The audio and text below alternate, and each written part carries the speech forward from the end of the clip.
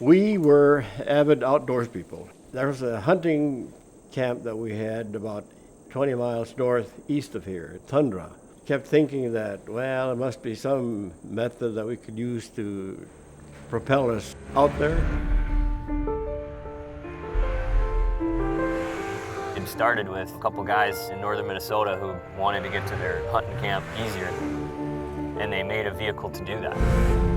Today, we're looking for those same needs. We solve them a little bit differently, but that pioneering spirit is there.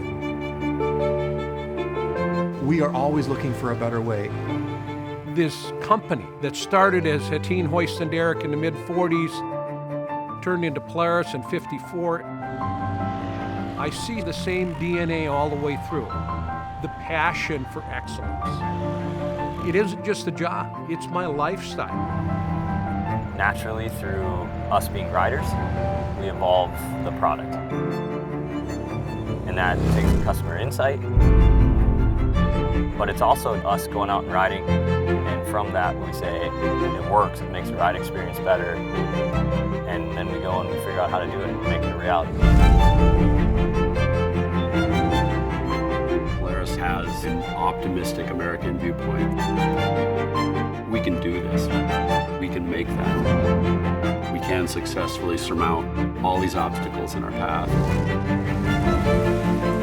We spend weeks on the road meeting with people. We need to know how our consumers' lives are changing and be able to evolve. We're looking to solve needs that haven't been met before. There's a lot of sweat and blood and tears that go into it, but at the end you get a product that arguably nobody has. And that's kind of what Polaris, in my opinion, really does, and does well.